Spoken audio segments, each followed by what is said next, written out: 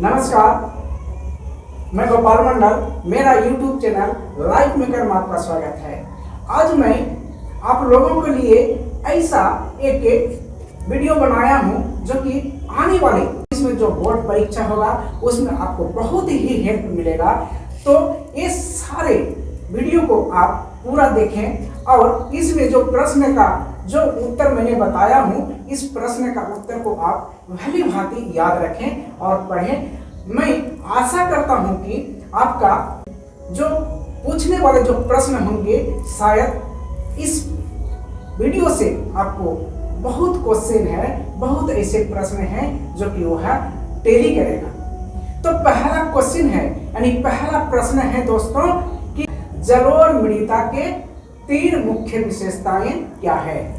तो इसका आंसर है दोस्तों कि पहला पॉइंट, यह सबसे उपजाऊ होता है, यह नदियों द्वारा लाया गया अवसादों से निर्मित हुआ है।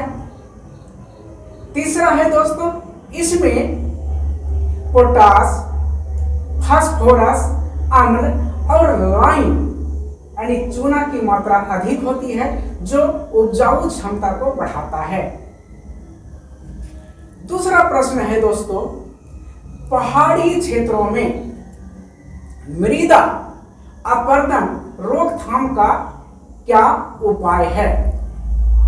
तो इसका उत्तर है दोस्तों पहला पॉइंट कि सीढ़ी नुमा खेत बनाना चाहिए। दूसरा पॉइंट है दोस्तों कि ढालों पर वृक्षारोपण करना चाहिए। तीसरा पॉइंट है दोस्तों कि पशु चारण को रोकना चाहिए। ये यदि करते हैं तो पहाड़ी क्षेत्रों में अपरदन रोक सकते हैं। अगला तीसरा प्रश्न है दोस्तों कि काली मृदा का विशेषताएं क्या है।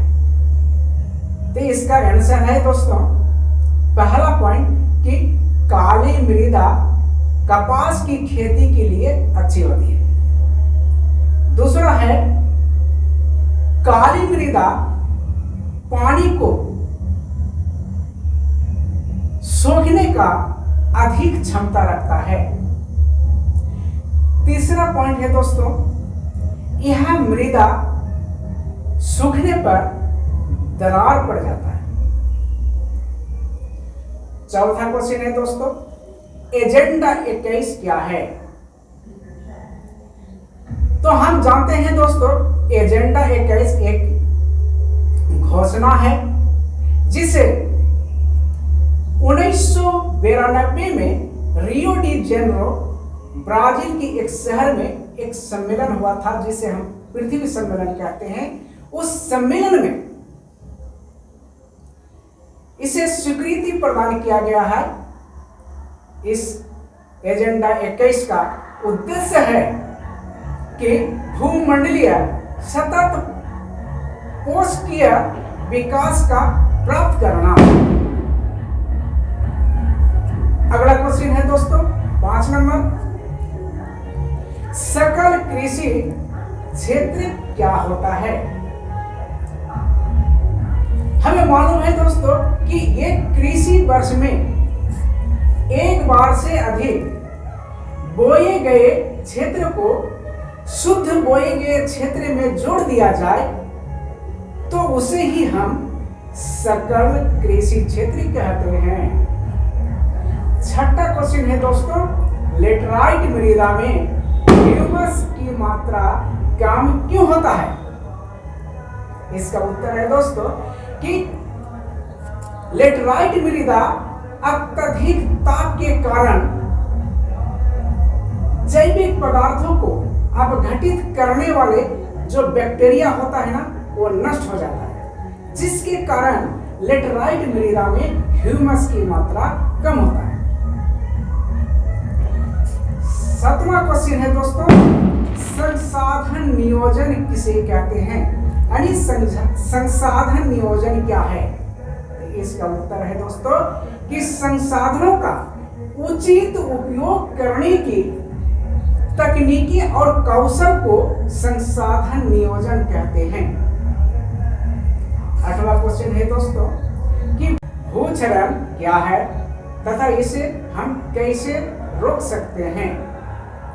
तो इसका उत्तर है दोस्तों कि भूक्षरण वह है जो मानव एवं प्रकृति के विभिन्न प्रक्रियाओं के माध्यम से कृषि योग्य भूमि नष्ट होना ही भूक्षरण कहलाता है। अर्थात मनुष्य के द्वारा, जीव जंतुओं के द्वारा जो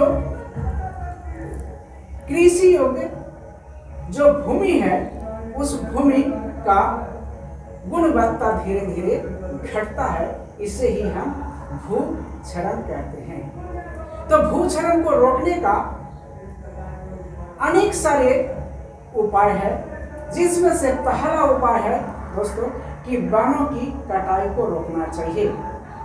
दूसरा उपाय है दोस्तों नए वन क्षेत्र का विस्तार करना चाहिए। तीसरा पॉइंट है दोस्तों को उद्योगों का जो अंधाधुंध विस्तार हो रहा है उसे रोकना चाहिए। और चौथा उपाय है दोस्तों कि पहाड़ी ढलानों पर पेड़ों से युक्त सीढ़ीदार खेत बनाना चाहिए, तभी भूक्षरण रुकेगा। तो दोस्तों मैं आशा करता हूं कि आपको अच्छी तरह से समझ में आ गया होगा। इसे याद रखेंगे, परीक्षा में आपको बहुत हेल्प मिलेगा। जय हिंद, जय भारत।